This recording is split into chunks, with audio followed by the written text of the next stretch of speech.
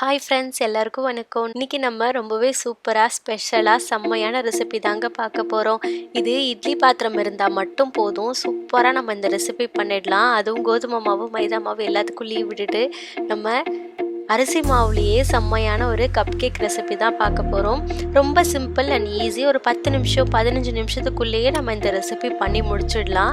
Evening நம்ம tea போடுற சமயத்தில் இது ஒரு செம்மையான ஸ்நாக்ஸாக இருக்கும். இன்னும் நம்ம சேனல் சப்ஸ்கிரைப் பண்ணலன்னா இப்போவே பண்ணிக்கோங்க. நிறைய புது புது ரெசிபிஸ் உங்களுக்காக காத்துக்கிட்டு இருக்கு. இது பண்ணுறதுக்கு ஒரு பவுல் எடுத்துக்கலாம். அதில் 200 கிராம் அளவுக்கு அரிசி மாவு, 1 கப் இருக்கும், 100 கிராம் அளவுக்கு சர்க்கரை, அதுலேயே 1/2 கப் சர்க்கரை,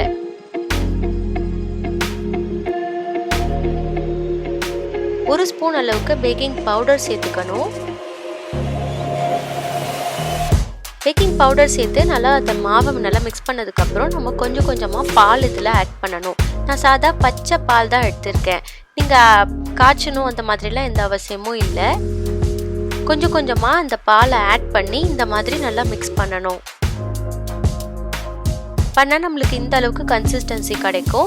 1 கப் அளவுக்கு பால் கரெக்டாக இருக்கும். கொஞ்சம் கொஞ்சமாக நம்ம ஆட் பண்ணி மிக்ஸ் பண்ணிட்டோன்னா இந்த அளவுக்கு கன்சிஸ்டன்சி வந்ததுக்கப்புறம் நம்ம இதில் ஒரு 4 ஸ்பூன் அளவுக்கு எண்ணெய் சேர்த்துக்கலாம். நான் சாதா சன்ஃப்ளவர் ஆயில் தான் சேர்த்துருக்கேன். அதுவே எடுத்துக்கலாம், இல்லை வீட்டில் எந்த எண்ணெய் நம்ம யூஸ் பண்ணுறோமோ அந்த எண்ணெய் நம்ம சேர்த்துக்கலாம். சேர்த்து நல்லா இந்த மாதிரி மிக்ஸ் பண்ணிக்கணும். அப்புறம் நான் அஞ்சலை பெட்டிக்குள்ளே வைக்கிற அந்த சின்ன சின்ன கப் இருக்கும் இல்லையா, அதுதான் எடுத்திருக்கேன். இதுக்கு பதிலாக வேறு எந்த கப் இருந்தாலுமே எடுத்துக்கலாம். இல்லைனா குட்டி குட்டியாக நம்ம இட்லி பாத்திரத்துக்குள்ளே கரெக்டாக இருக்கிற மாதிரி டம்ளர் இருந்தால் கூட அதுவுமே எடுத்துக்கலாம். இப்போ அதில் நல்லா எண்ணெய் தடவிக்கலாம், சாதா எண்ணெய் தடவிக்கலாம். கப் கேக் பேப்பர் இருந்தது அப்படின்னா பரவாயில்ல. அந்த கப் கேக் பேப்பரை அந்த கப்புக்குள்ளார வச்சுட்டு நம்ம அதில் இதை ஊற்றிக்கணும். இல்லை அப்படின்னா பரவாயில்ல, நம்ம அப்படியே எண்ணெய் தடவிட்டு அதுலேயே நம்ம ஊற்றிக்கலாம். இதுவுமே ரொம்ப நல்லா தான் வரும், நம்மளுக்கு ஒட்டலாம் ஒட்டாது.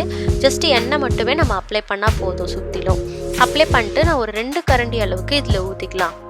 இப்போ அடுப்பில் இட்லி பாத்திரம் வச்சுட்டு அதில் கொஞ்சமாக தண்ணி வச்சுக்கணும். கொஞ்சமாக தண்ணி வச்சுட்டு அதுக்கு மேலே நம்ம தட்டு வச்சுக்கலாம். அடுப்பு மீடியம் ஃப்ளேமில் இருக்கட்டும்.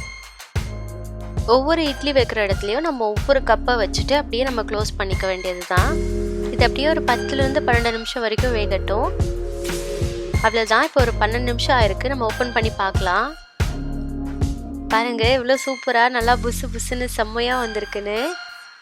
இப்போ நல்லா ஆறிடுச்சு. ஆறுனதுக்கப்புறம் நம்ம அதை எடுத்துக்கலாம். பாருங்கள் எவ்வளோ அழகாக கையிலேயே வந்துருச்சுன்னு. ரொம்ப சூப்பராக இருக்குது. ரொம்ப ஈஸியாக எடுத்துகிட்டு வந்துருச்சு. அப்படியே தொட்டு பார்க்கவும் ரொம்ப சாஃப்டாக இருக்குது. இப்போ நம்ம நெக்ஸ்ட்டு டைம் ஊற்றி வச்சுக்கலாம். நம்ம எடுத்த அளவுக்கு 2 தடவை ஊற்றி வைக்கிற மாதிரி இருக்கும். பெரிய இட்லி பாத்திரமாக இருந்தால் பரவாயில்ல. என்னோடது மேலே இருக்கிறதுல 5 இட்லி ஊற்றுற மாதிரி தான் இருந்துச்சு. ஸோ அதனால் 2 டைம்ஸ் வந்துச்சு.